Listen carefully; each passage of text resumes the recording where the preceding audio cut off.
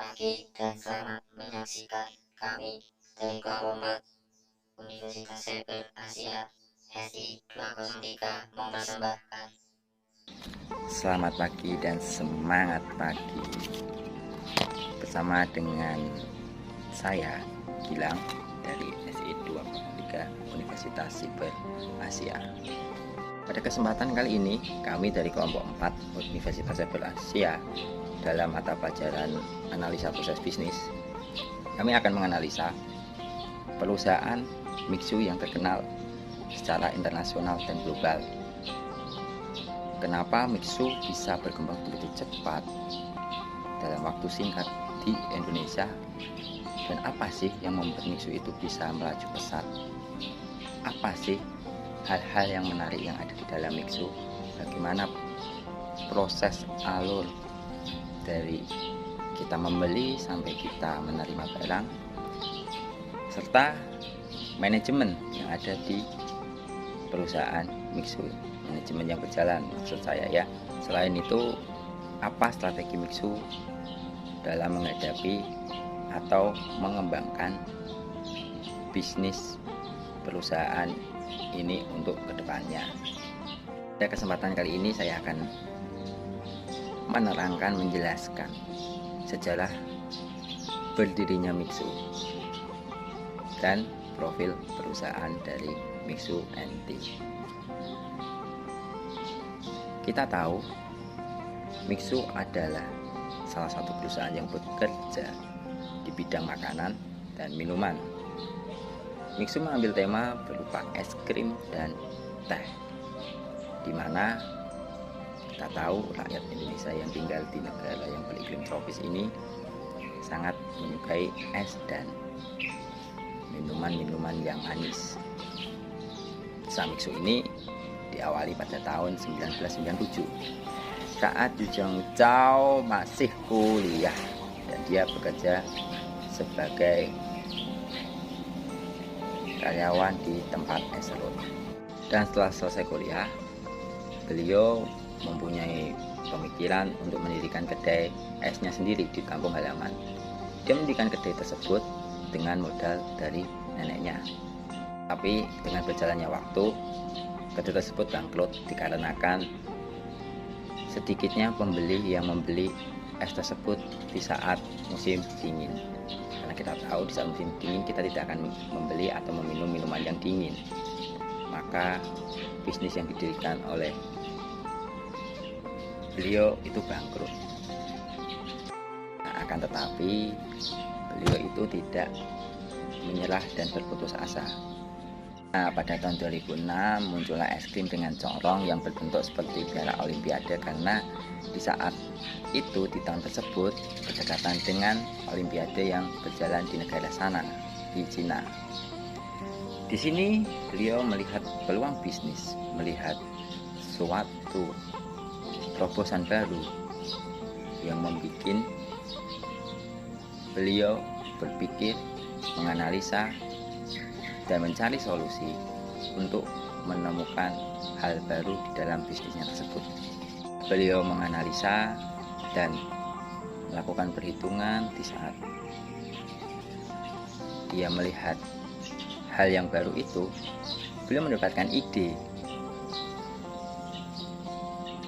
terkait mengenai es krim yang akan dia buat. Ide tersebut berupa pembuatan resep es krim yang enak dan murah, yang dimana semua kalangan itu bisa membeli dengan harga yang terjangkau. Tidak cuma kalangan atas saja yang bisa menikmati makanan enak, tetapi kalangan bawah juga bisa membeli es krim yang enak. Pada tahun 2007 inilah perusahaan Mixu mulai berkembang dan berjaya. Dia mulai memperbaiki proses manajemennya, struktur manajemen, dan hal-hal yang berkaitan dengan es krim serta pengembangan bisnisnya. Pada tahun 2007 itu juga beliau mematenkan hak waralabanya akan kedai yang dia buat dan usaha yang dia buat. Tahun 2022 ini adalah pencapaian yang luar biasa yang dilakukan oleh Mixu, yaitu Mixu sudah mempunyai 22.000 kedai toko di seluruh dunia atau skala internasional. Itu pencapaian yang luar biasa, dari toko kecil yang sudah bangkrut lalu mulai rintisan karir yang baru hingga dia membuka 22.000 cabang toko di seluruh dunia. Luar biasa, pencapaiannya sangat hebat dalam jangka waktu yang sangat lama. Itulah sejarah singkat dari berdirinya perusahaan Mixu. Selanjutnya kita akan masuk ke profil usaha atau profil dari perusahaan Mixu itu sendiri yang akan kita lihat di kolom berikut. Tersebut, Mixu mempunyai arti nama asli dalam bahasa Tionghoa yang artinya Mixu Kenceng COL Baidi, yang dia itu bekerja di dunia industri makanan dan minuman. Didirikan di distrik Jinshen, Shenghou, dengan Republik Rakyat Tiongkok pada 16 Juni 1997. Pada Mixu ini mereka memiliki 22.000 cabang secara internasional di seluruh negara yang ada di dunia ini, dan wilayah operasinya itu berada di Republik Rakyat Tiongkok, Australia, Indonesia, Jepang, Kamboja, Korea Selatan, Thailand, Laos, Myanmar, Malaysia, Singapura, dan Vietnam. Rata-rata memang banyak berdiri di Asia Tenggara, karena kita tahu sendiri di Asia Tenggara itu merupakan musim tropis yang banyak panasnya daripada dinginnya. Nah, di dalam perusahaan Mixu ini ada dua tokoh utama, yaitu Zhang Chong Shaoshang sebagai direktur utama dan Zhang Hongfu sebagai presiden direktur. Mixu ini mempunyai produk andalan, yaitu produk yang berupa es krim, teh, susu, mutiara, dan teh berperisai. Bisa mengakses situs web dari Mixu yaitu di www.mxpc.com. Setelah melakukan rebranding pada tahun 2018, Mixu memperkenalkan maskot andalan Mixu yang bernama Snow King, yang berupa manusia salju dengan mahkota di atas kepalanya. Ini itu di semua kedai Mixu itu pasti ada. Nah, pada tahun 2021, Mixu meluncurkan sebuah video musik dengan judul I Love You, You Love Me sebagai bagian dari kampanye Mixu. Lagu ini diadaptasi dari lagu pertunjukan yang berada di Amerika Serikat yang berjudul Oh Susana Jangan Menangis, karya dari Stephen Foster pada abad ke-19. Sekian pengenalan dari sejarah Mixu dan profil perusahaan Mixu SNT. Selanjutnya akan dibawakan oleh rekan-rekan saya dari kelompok 4 mengenai proses, flowchart, dan analisa serta sampai kesimpulan yang akan kita dapat dari video yang kita buat ini.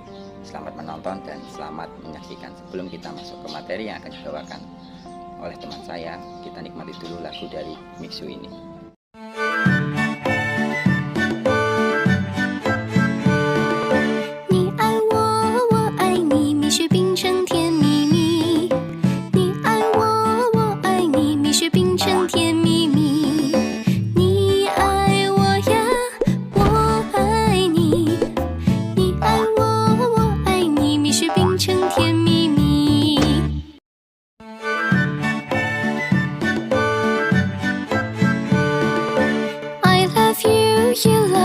是 ice cream and tea. I love you, you love me, 你是 ice cream and tea. I love you, you love me. I love you, you love me, 你是 ice cream and tea.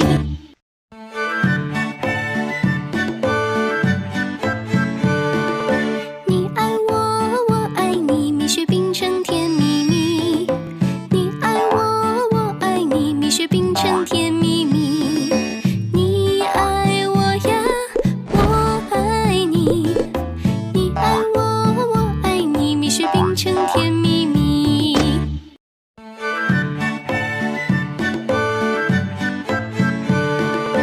I love you, you love me, 蜜是 ice cream and tea.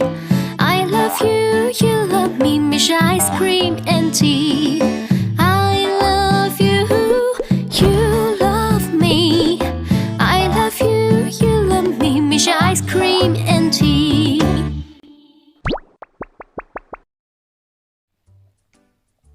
Halo, perkenalkan nama saya Priscilla Hana Maria. Kali ini kelompok kami akan menjelaskan mengenai proses bisnis. Proses bisnis. Di sini ada 3 komponen yang mempengaruhi proses bisnis. Yang pertama, identifikasi kebutuhan pelanggan. Yang dimana pelanggan bisa membeli produk Misye secara langsung. Pembeli bisa membeli produk Misye melalui mitra kerja seperti Grab dan Gojek Food. Pembeli bisa menikmati atau membeli produk tanpa harus datang langsung ke kedai Misye. Yang kedua, persyaratan pelanggan dan harapan pelanggan. Pembeli memesan produk dengan cara yang mudah. Pembeli mendapatkan kepuasan layanan dan produk. Harga yang diberikan relatif terjangkau. Dan yang ketiga itu pengiriman ke pelanggan dan pemeriksaan pembayaran, yang dimana pengiriman yang mudah melalui mitra online dan harga yang ditawarkan sesuai dengan struk yang tertera. Saat ini saya akan menjelaskan mengenai flowchart di mana alur tersebut melibatkan 6 komponen di dalamnya yang terdiri dari pembeli, karyawan, pembelian, keuangan, supplier, dan pemilik usaha. Dimulai dari pembeli, di mana pembeli melakukan pesanan dan akan diproses oleh karyawan untuk menanyakan pesanan apa saja yang akan dipesan oleh pembeli. Dan karyawan tersebut akan memprosesnya ke dalam pengecekan barang, di mana proses tersebut juga diproses kembali ke bagian pembelian, yang dimana terdapat laporan barang yang habis. Jika barang tersebut atau bahan baku tersebut ada yang habis, maka akan diproses ke bagian keuangan. Setelah diproses, bagian keuangan akan membuatkan laporan order barang yang dimana akan kembali lagi ke alur pembelian dan akan adanya tahapan proses pemesanan barang. Setelah itu, pada bagian pembelian akan memprosesnya kepada bagian supplier, dan pihak supplier akan memproses persiapan barang, dan setelah selesai tahapan tersebut akan diproses kembali ke proses pengiriman barang. Lalu setelah dari pihak supplier memproses pengiriman barang, maka barang tersebut akan diberikan kepada pihak pembelian. Nah, dari hal tersebut akan mendapatkan proses penerimaan barang, yang dimana setelah pihak pembelian menerima barang akan dilaporkan kembali ke bagian keuangan untuk pihak keuangan membuatkan laporan penerimaan barang. Setelah semua barang yang sudah dipesan sesuai dengan apa yang sudah dipesan tersebut dan tidak ada kekurangan, maka pihak keuangan akan membayarkannya kepada supplier. Di samping itu, pada saat pembeli tadi memesankan item atau produk yang dipesankan kepada pihak penyelenggara usaha, maka pihak karyawan tersebut setelah mengecek barang akan diproses pesanannya, dan karyawan akan menerima pembayaran dan pembayaran tersebut akan masuk ke pihak keuangan. Juga bila mana terjadi adanya pengembalian uang sisa kembalian, juga saat itu juga langsung akan diberikan kepada pihak pembeli. Setelah semua transaksi tercatat dengan baik, pihak keuangan akan melaporkan dan menjadi laporan keuangan yang akan diserahkan atau diproses kepada pemilik usaha. Pada sistem proses bisnis kedai es krim dalam hal ini bermerek Misye, mereka menerapkan sistem manajemen supply chain, yang dimana ada 5 indikator yang mempengaruhi sistem tersebut, Yang pertama yaitu pelanggan. Pelanggan dalam hal ini, franchise adalah mata rantai pertama dalam proses ini. Mereka membuat order untuk produk yang ditawarkan oleh perusahaan. Tahapan ini, perusahaan akan mendapatkan informasi dari pelanggan seperti jumlah produk yang dibutuhkan dan tanggal pengiriman produk. Yang kedua, perencanaan. Setelah menerima pesanan, perusahaan akan merencanakan untuk proses produksi hingga pengiriman terhadap barang yang diminta oleh pelanggan. Departemen perencanaan tentunya akan menimbang kebutuhan bahan baku dan bahan pendukungnya, tidak terkecuali tenaga kerja. Mereka juga harus meneliti laporan penjualan inventaris serta mempertimbangkan tren pasar terkini. Bahan mentah dan bahan pendukung yang telah diterima oleh pabrik akan diperiksa kualitas serta ketepatan jumlahnya, kemudian disimpan di dalam gudang untuk kebutuhan produksi. Yang ketiga, pengadaan. Setelah melakukan perhitungan dengan matang termasuk melihat stok bahan baku dan tren harga pasar, tahap berikutnya yakni pengadaan barang sesuai permintaan konsumen. Barang yang sudah jadi kemudian disimpan di gudang untuk dikirimkan ke pelanggan sesuai jadwal yang sudah ditentukan. Yang keempat, pengiriman. Jika sudah masuk pada jadwalnya, barang yang sudah jadi dikemas, disimpan untuk selanjutnya dikirimkan ke pelanggan. Perusahaan harus memastikan pesanan sampai ke tangan konsumen dengan baik dan tepat waktu demi kepuasan serta menjaga kepercayaan.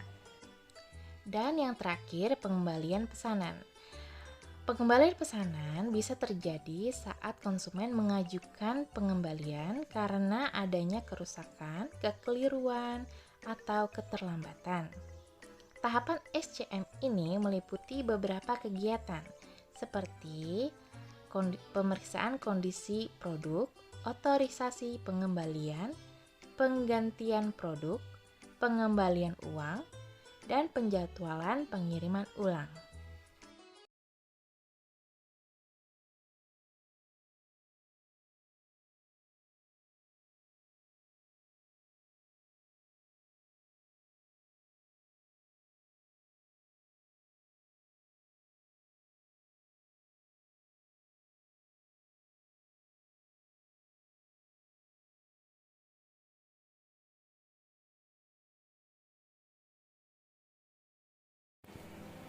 Assalamualaikum warahmatullahi wabarakatuh.